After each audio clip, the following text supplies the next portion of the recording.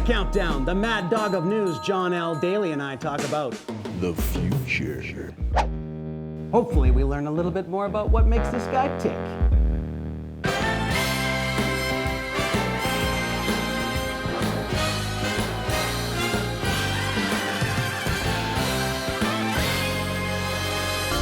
Good evening, newsers. I'm honored to have John Daly join me here.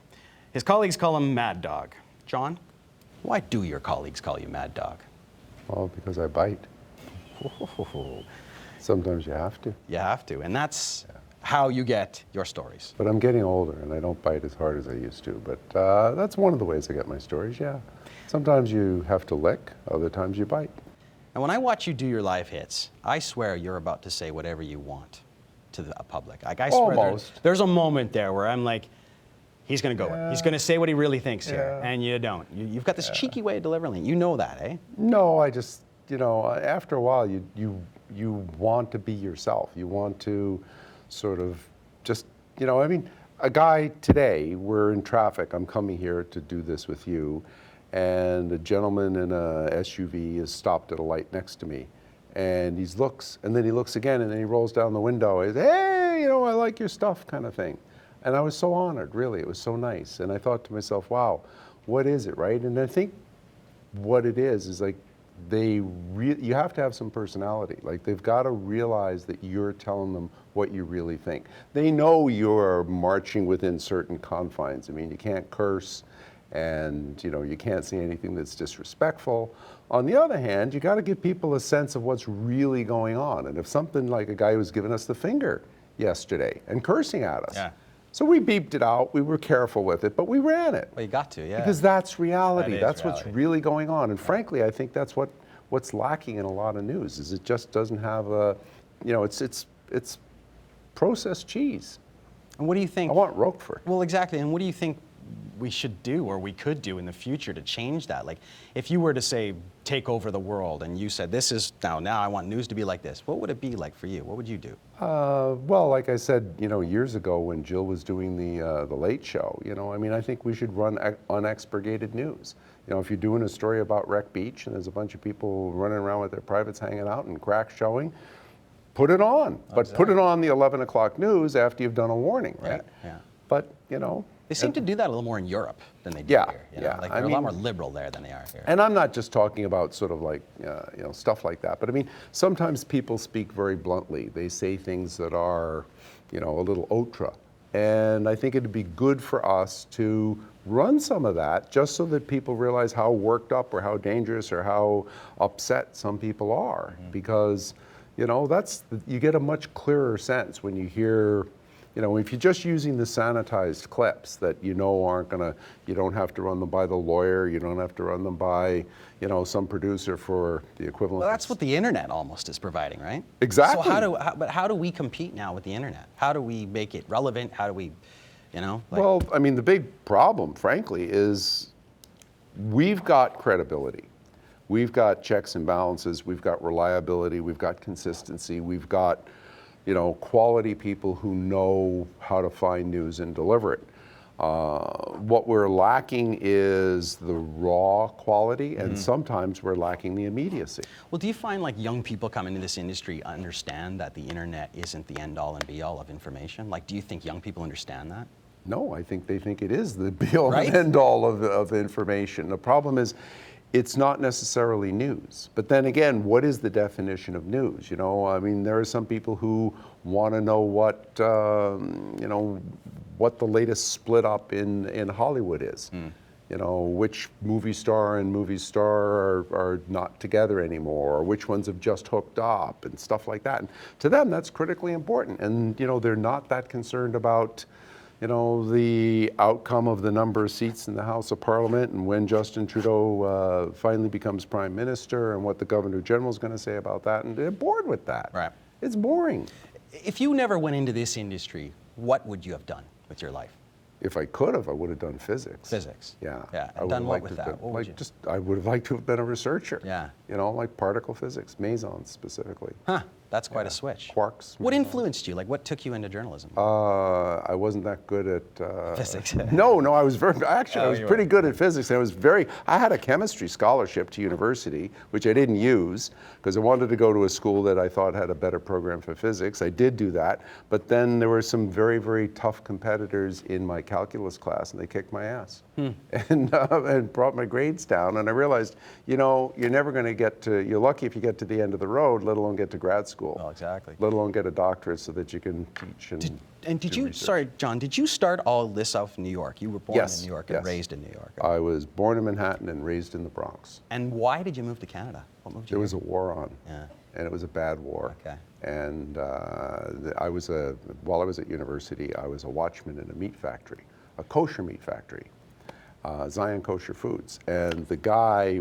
we from sundown on Friday until sun up on Monday, we covered the meat factory. We were the watchmen, like guarding it, 3-block long meat factory. That's just, yeah. And he was a Vietnam vet. He had re-upped, he had done 2 tours, and I said, look, they're getting rid of the college deferment, and I may get drafted, and what do you think? And he showed me some of his scars, and he said people were fragging their captains, and it was probably not a good idea. And I talked to a bunch of other people, and of course there was incredible protests over the war, and eventually, after I left, the Johnson finally pulled the curtain on the Vietnam War. Did you leave with your parents, or you left after you No, left? I left my parents there. Right, so you left after school kind of thing. I didn't finish. I got a bad number in the lottery, and I was going to get shredded. So I figured, okay, it's either become a chopper pilot. I actually wrote the test at a recruiting station to be a warrant officer, like a NCO sergeant in the U.S. Army if you passed everything. And apparently I did pretty well because they kept coming to my door and banging on it. Well, they really wanted me to that military background's really served you well, maybe, like just knowing, like, because I think you approach stories that way. Hang on a second, I'm here for one thing, and if I don't get it, you're going to keep hearing that. You're going to keep hearing me bark at that, like the mad dog, the bite. Is that where that came from? I think, people of my era who came, from a time where there were big protest movements and stuff like that, I think are a little more perhaps aggressive and a little more accustomed to advocacy journalism and things of that nature. I'm not an advocate journalist, but I've seen a lot of it, and I've grown up with it all around me. And reading magazines like Rampart, Scanlan's, Harper's, Rolling Stone, et cetera, you sort of, you'd watch 60 Minutes every night, watch Morley Safer, who was reporting from Vietnam, doing some really good stuff. So, I think that kind of set the bar for me, and it sort of informed some of the attitudes that I guess I still exhibit. What does the L stand for in John L. Daly? Lawrence. Lawrence. You could say loony, but it's loony. What's the dumbest thing you've ever done? Oh, God, that's, there's just so many. I don't know that I can. You just think, really? Did I really do that? Like one thing. Well, on TV, one thing I did once was we were just really getting into the live hit thing. And we were doing something down around Southeast Marine Drive in Vancouver. And they said, we're going to come to you in the next minute and so forth. They said, that's a really bad idea. I can hear a plane winding up, and we're not going to. And of course, just when they came to me, the plane was just roaring, and I knew they couldn't hear me, so I just. I think I remember seeing that. Yeah. Yeah. So they didn't like it. No. And the bosses, the control room, no, not so much. But they're probably also yelling. But they weren't going to hear me anyway, Yeah, that's John. right, for the airplane, right? It was a stupid move, and I guess I pointed that out. What's the smartest thing you've ever done? Wow. That's a really. That would take, a long time for me to figure out because there aren't that many of them. You've done. There's not that many. I'd have to sift a lot of sand to find that diamond. So, what type of music do you listen to? Jazz. Jazz. Yeah. And do you play an instrument? I play a little guitar. Not a lot. Just dabble around. Yeah. Awesome. Well, John, I hope I've given everybody a little bit more insight into you and the reporter that you are and the life that you've led and what you got here. You don't want me to tell the truth about the future of news and how I think it's a deep, dark, stinky, hairy armpit, and that, you know, it's really good to get out of it. No. Or present it in a better way, right? No, Or get it out of the armpit, or I don't know. I wouldn't say that. No, I'm just being apocryphal. But I do think there's a crisis. I do think we've kind of hit a weird point in time where, you know, like you say, the young people coming in don't necessarily look at it the same way. And, you know, frankly, the benchmarks, like I said earlier, about 60 Minutes and, you know, all of the magazine shows and so forth, in the 60s and 70s and even into the early 80s, they were breaking big stories that the daily news, the newspapers, radio and TV had to chase through the week, maybe even for a month or so, right? You don't see that so much anymore. I mean, they're running entertainment features, they're running fillers, you know, they have maybe one or two sit-down interviews. Somebody got an interview with Obama or something like that. But there's not a lot of, excuse the expression, ball-breaking news. Well, getting off your butt, right? Yeah. Getting out of the studio, getting off your butt, getting on the phone, following stuff. We've been lucky. I mean, like a lot of conventional TV and certainly local conventional TV, there's cutbacks, you know, there's retrenchment. We've been fortunate. We've done very well. We're growing in some areas. And I think we've done pretty well, like, for example, the Tofino tragedy, the fish boat, the whale watching boat upside down. We did superb work there. We did pretty well with the windstorm. We did very well with the Mount Poly mine disaster. It's hard to screw those stories up, though, sometimes, right? I mean, well, you got, look at the competition. Well, I mean, like, seriously, we didn't, I mean, the bottom line is you have to decide to make an investment. And you have to go for it. And it's expensive, and it's time-consuming, and it's a logistical nightmare. And it drives the satellite coordinators and everybody else crazy, you know, feeds and this and that and the other thing. On the other hand, I think that's where the buy-in is. There's two buy-ins. One is live breaking news, you know, like that this building's exploding, there's a massive fire here. And the other one is the really big story that needs to be deconstructed.